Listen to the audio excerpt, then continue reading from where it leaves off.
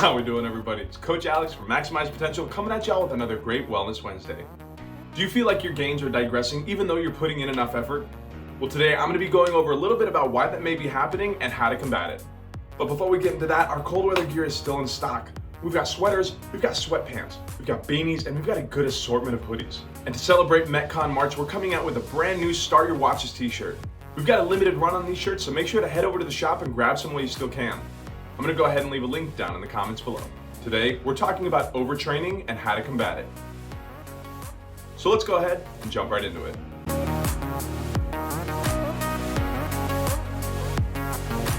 So say you've been in the gym, you've been absolutely crushing it. You're putting in all the effort, you're seeing your gains, and we're hitting new PRs every other week. When all of a sudden, bam, no new gains, no new PRs, and we're just sore tired all the time. This can possibly be due to overtraining. Overtraining is what happens when there's an imbalance between training and recovery that leads to a decrease in our performance that's going to last more than 2 to 3 weeks. Our bodies need time to recover. Now, generally speaking, larger muscle groups need about 48 hours to recover, while smaller muscle groups, kind of like our core muscles, take about 24 hours. This being said, recovery time can vary depending on lifestyle, diet, and quality of sleep. So if your training is consistently intense, your body is not going to be able to have the full amount of time to recover. This is going to take a toll on muscle growth, fat burn, and your nervous system. The 5 most common symptoms of overtraining are going to be 1. Unintentional weight loss. Now I want to be very particular. When I say weight loss, that does not mean fat burn. Just because a number on the scale is going down doesn't mean that's always a good thing. If our diet is lacking in micro and macronutrients, we may be breaking down muscle just to meet our energy needs. The second sign that we may be overtraining is that we have a weakened immune system. You may find yourself getting sick more often or more easily. Number 3 is going to be lack of appetite. This is rather straightforward. Normally, whenever we're training rather intensely, our metabolism's moving pretty fast and we stay rather hungry. So a sudden loss of appetite is definitely something to look at. Number 4 is going to be over fatigue and less quality of sleep. When even 8 hours of sleep doesn't leave you refreshed and you're always feeling tired. This may be coupled with muscle soreness and stiffness that seems to not go away. Of course, we have soreness and fatigue after an intense workout, but this tends to last for a lot longer. And number 5, probably the most obvious sign of overtraining is a decrease in your performance regardless of high effort. So maybe you really are putting in the effort. Maybe you're absolutely crushing it mentally at the gym. But as mentioned, if our diet isn't there, if our hydration habits aren't there, if our sleep cycle isn't there, our performance is going to suffer.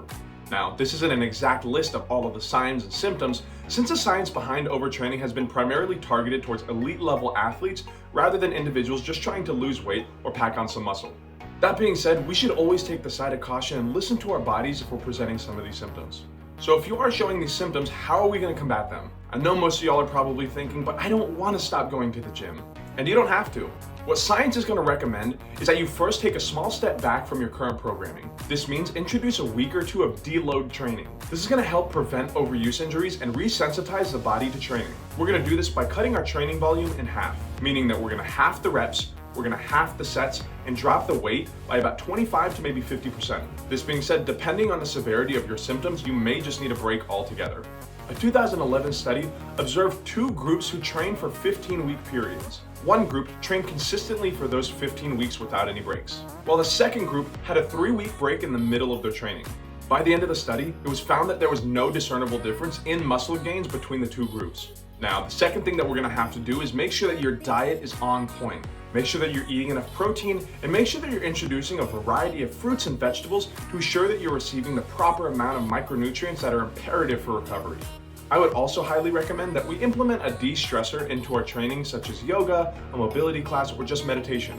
Now, all this being said, if you've really been pushing yourself in the gym and you're beginning to feel a little bit more fatigued or a little bit more sore than usual, you may actually just be overreaching rather than overtraining. The difference is very important. Now, overreaching can be thought of as that first 2 to 3 weeks leading into overtraining.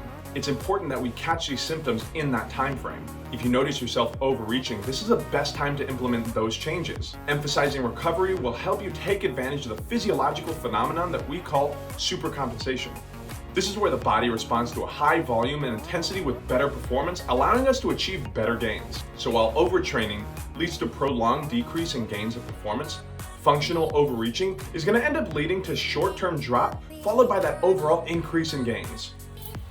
Hey guys, Future Alex here real quick, completely forgot to mention, If we want to learn more about recovery or have more questions, we're actually hosting a recovery workshop and seminar on March 26th here at the gym at 10 a.m.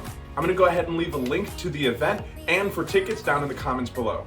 But anyway, y'all, that's about all I got for us today. I hope we learned something new. As I mentioned earlier, these Start Your Watches shirts are in the shop. Go ahead and grab some. They're a limited run. Remember, there's a link down in the comments below. So remember, y'all, this is always a conversation, so don't forget to leave a like, comment down below with anything that you learned, any questions that you may have, or any suggestions for future content that you want to see. But other than that, I'm Coach Alex. Y'all be good, drink some water, and I will see y'all in the next one.